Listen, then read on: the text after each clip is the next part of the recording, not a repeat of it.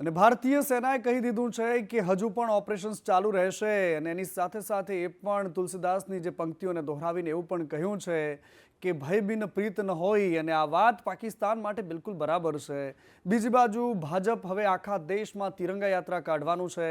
આવતીકાલથી ભારતીય જનતા પાર્ટી તિરંગા યાત્રાની શરૂઆત કરશે અને આ ઓપરેશન સિંદૂર બાદ આખા દેશમાં 13 થી લઈને 23 મે સુધી આ ભાજપની તિરંગા યાત્રા ચાલતી રહેશે।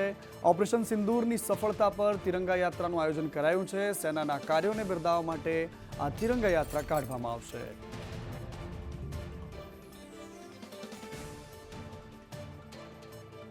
અને બીજી બાજુ મેઘરાજા ગુજરાતમાં કટાણે આવી ગયા છે અને ગુજરાતભરમાં વરસાદી વાતાવરણ જામ્યું છે। જૂનાગઢના કેશોદમાં ધોધમાર વરસાદ પડ્યો। આ અલગ અલગ તસવીરો છે આજના દિવસની કે જ્યાં એક એક બૂંદ ધરતી પર પડે છે તો અન્નદાતા અત્યારે ચિંતામાં છે કારણ કે પાક ખેતરમાં બગડી રહ્યો છે। અમરેલીમાં તો જાણે ચોમાસું આવી ગયું હોય તેવા દ્રશ્યો છે। આ સાવરકુંડલામાં ચેકડેમ છલકાયો, ગીર સોમનાથમાં પણ જબરદસ્ત પવન ફૂંકાયો, ધારીમાં પણ જોરદાર ઝાપટું આવ્યું અને જૂનાગઢના રસ્તાઓ પાણી થઈ ગયેલા જોવા મળે છે। આવી તસવીરો મોટાભાગે આપણને ચોમાસામાં જોવા મળતી હોય છે, પરંતુ ભર ઉનાળે જ્યારે ધોમધખતો તાપ પડતો હોય એવાની વચ્ચે જ્યારે આ માવઠું આવ્યું છે તો આ માવઠું જાણે ચોમાસું હોય તેવું લાગી રહ્યું છે અને આ અલગ અલગ તસવીરો જે આજના દિવસમાં વરસેલા વરસાદની છે। અને સાવરકુંડલાના દ્રશ્યો મારે તમને બતાવવા છે। સૌથી પહેલા આ સાવરકુંડલાનો ચેકડેમ છે જે છલકાયો છે। નાવલીનો ચેકડેમ ઓવરફ્લો થયો છે વરસદાથી। આ નાવલીનો જે ચેકડેમ છે અને નાવલીમાં પૂર જેવી પરિસ્થિતિનું સર્જન થયું છે। ખેડૂતો ચિંતામાં છે, પરંતુ આ દ્રશ્યો ભયંકર એટલા માટે છે કે અત્યારે કટાણે વરસાદ આવ્યો અને નાવલી નદીમાં પૂર આવી ગયું છે।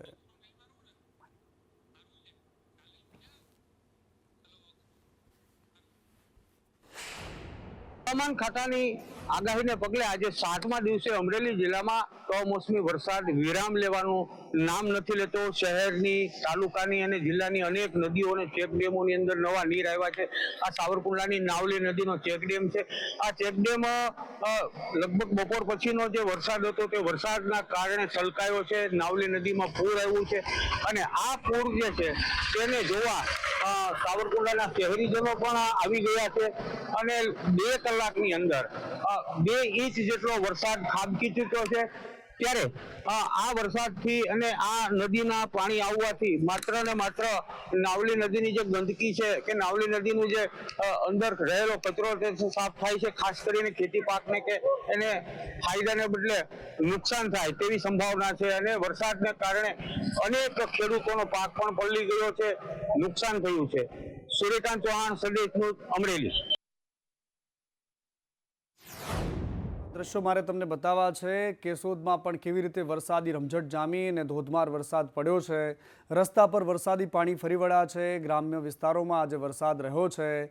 ઊભા પાકને નુકસાન કરતો આ વરસાદ કેશોદનો છે। કેશોદમાં દુકાનો બંધ થઈ ગઈ છે। ભરબપોરે ગરમાયેલું વાતાવરણ અને ત્યારબાદ પડેલો આ વરસાદ છે। રસ્તા પર પાણી વહી રહ્યા છે। આ સ્થિતિ આજે કેશોદની રહી છે। હવે વાત ગીર સોમનાથની કરવી છે। ગીર સોમનાથમાં પણ વરસાદ ત્રાટક્યો છે। અંધારું ઘોર પરિસ્થિતિ સર્જાઈ છે। ઘનઘોર વાદળો અને ત્યારબાદ વરસતો આ વરસાદ એક એક બૂંદ ધરતી પર પડી રહી છે અને એક દિવસના વિરામ બાદ ફરી એકવાર વરસાદ વરસ્યો છે। ગીર ગઢડાના ગ્રામ્ય વિસ્તારોમાં વરસાદના દ્રશ્યો તમે જોઈ રહ્યા છો। વરસાદથી કઠોળ, તલ અને કેસરના પાકને નુકસાન થયું છે। આંબા પર નુકસાન થઈ રહ્યું છે। અત્યારે સિઝન છે કેરીની અને આ બધી જ પરિસ્થિતિ વચ્ચે આ દ્રશ્યો તમે જોઈ રહ્યા છો। સુરેન્દ્રનગરના લખતરમાં પણ બિલકુલ આ જ પ્રકારનો માહોલ સામે આવ્યો। આજે વરસાદી ઝાપટા પડ્યા, અસહ્ય ઉકળાટ રહ્યો દિવસ દરમિયાન અને ત્યારબાદ વરસાદી ઝાપટા પડ્યા છે। લખતર, સદાદ, લખડિયા અને તલવાણી નામના ગામડાઓ છે કે જ્યાં વરસાદ વરસ્યો છે। એની સાથે સાથે અણિયારી, ઝમર, વણા અને બજરંગપુરામાં વરસાદ વરસ્યો છે। વરસાદથી એરંડા અને તલના પાકને ભારે નુકસાન થયું છે। આ તરફ ધારીમાં પણ સતત 7મા દિવસે વરસાદી વાતાવરણ રહ્યું। ધારી ગીરના સમસિયા અને એની સાથે સાથે જીરા, છતડિયામાં વરસાદ વરસ્યો છે। ઝર અને મોરજર ગામોમાં પણ વરસાદ વરસ્યો છે। સતત 7 દિવસથી વરસાદ વરસી રહ્યો છે। ખેડૂતો ચિંતામાં છે। હવે તો ખમ્યા કર બાપ, કારણ કે આ કમોસમી વરસાદ છે અને ખેડૂતો એનાથી ભયંકર ચિંતિત છે. આ સાવરકુંડલાના દ્રશ્યો છે. મિની વાવાઝોડું ફૂંકાતું હોય તેવા દ્રશ્યો. ભારે પવન ફૂંકાઈ રહ્યો છે અને વરસાદ પડી રહ્યો છે. વરસાદ પડતા શહેરમાં પાણી ભરાયા છે. સાવરકુંડલા, કાના તળાવ, હાથસણીમાં વરસાદ પડ્યો છે. ખાંભા અને ધારી પંથકમાં પણ આજે વરસાદી વાતાવરણ રહ્યું છે. આજે સતત 7મો દિવસ ઉગ્યો છે કે જ્યારે આખા અમરેલી પંથકમાં વરસાદ પડી રહ્યો છે. બધું જ સેટિંગ આવું કંઈ નવી વાત નથી, પરંતુ બીજી બાજુ ભારતીય જનતા પાર્ટીમાં ભરૂચમાં બરાબરની ભાંગજળ ચાલી રહી છે. સાંસદ મનસુખ વસાવા હવે પોતાની જ પાર્ટીથી નારાજ થઈ ગયા છે. એમણે કહી દીધું કે કોંગ્રેસ અને આમ આદમી પાર્ટીમાંથી આવે એને તમે હોદ્દાઓ કેમ આપી દો છો? ઝઘડિયા અને વાલિયામાં સંગઠન જાહેર થયું તો સાંસદ નારાજ થઈ ગયા. કોંગ્રેસ અને આપમાંથી આવેલા આગેવાનોને કેમ સ્થાન અપાયું છે? ભાજપે આત્મમંથન કરવું પડશે. જે લોકો ભાજપને ગાળો આપે છે તે જ ભાજપમાં કેવી રીતે આવી ગયા અને એમને હોદ્દા પણ કેવી રીતે આપી દીધા? સવાલ મનસુખ વસાવાએ પહેલીવાર નથી કર્યા. પહેલા કાર્યકર્તાઓમાં પણ આ પ્રકારનો ગણગણાટ રહ્યો છે. સુધી જેમને કામ કર્યું હોય, સદસ્ય નોંધણીની અંદર જેમને સતત મહેનત કરી હોય એવા કાર્યકર્તાને સંગઠનમાં સમાવેશ કરવો જોઈએ. પણ ઝઘડિયા અને વાલિયા તાલુકામાં એ નહોતું બન્યું કે જે આમ આદમી પાર્ટીમાંથી કેટલાક કાર્યકર્તા આવ્યા છે કે લોકસભાની ચૂંટણીમાં નરેન્દ્રભાઈ મોદીથી માંડીને ભાજપને ખૂબ ગાળો દેતા હતા. એ રીતના આમ આદમી પાર્ટીના કાર્યકર્તા હોય કે બીટીપીના કાર્યકર્તા હોય કે કોંગ્રેસના જે કેટલાક કાર્યકર્તા જે હમણાં જે હોદ્દા મળ્યા છે એ લોકો ભૂતકાળમાં ભાજપ વિરુદ્ધમાં ખૂબ બોલ્યા છે.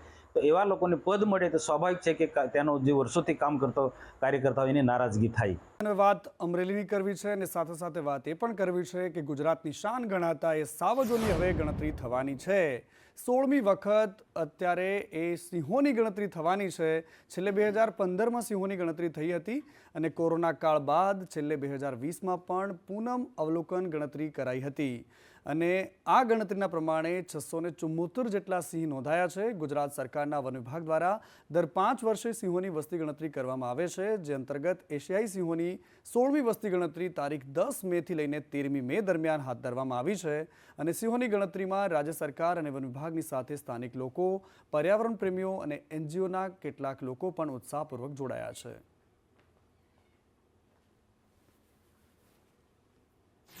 અહીં બૃહદગીરમાં ઘણા બધા સિંહો, સિંહણો અને બચ્ચાઓ અમે જોયા. ખૂબ તંદુરસ્ત છે અને અમારી સાથે ફોરેસ્ટરો અને સ્ટાફ પણ ઘણો બધો છે. તો અમને લોકોને ફોર્મ પણ ફિલ કરાવડાવ્યા કે સિંહો કેવા છે અહીંયાના, એના નિશાનો, એના વિશે લખવાનું હતું, લોકેશન લખવાનું હતું.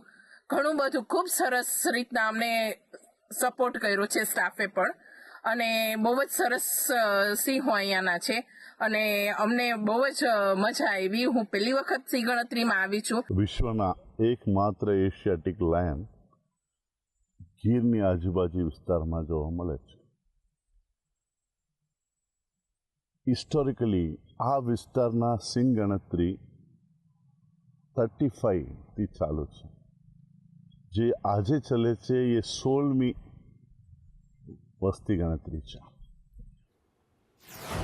સિંહોની સંખ્યા વધી રહી છે, ખૂબ સારી વાત છે. અને બીજી બાજુ વાત હવે ખનન માફિયાઓની કરવી છે. ચોટીલાનો એ ડુંગર અને એની આસપાસનો આખો એ વિસ્તાર કે જ્યાં મોટી સંખ્યામાં ખનન માફિયાઓ સક્રિય છે અને આ વખતે કાર્યવાહી થઈ છે. સંદેશ ન્યૂઝે પણ ઓપરેશન પાતાલ ચલાવ્યું હતું. માફિયાઓને 316 કરોડ રૂપિયાનો દંડ ફટકારાયો છે. કુલ 431 કુવાઓના માલિકોને દંડ ફટકારાયો છે. ખેતીની જમીનમાંથી ગેરકાયદેસર કાર્બોસેલનો વેપલો થઈ રહ્યો છે. જામવાડી, ભડુલા, વઘડિયા અને ઉમરાડા ગામ છે કે જ્યાં સપાટો બોલાવાયો છે.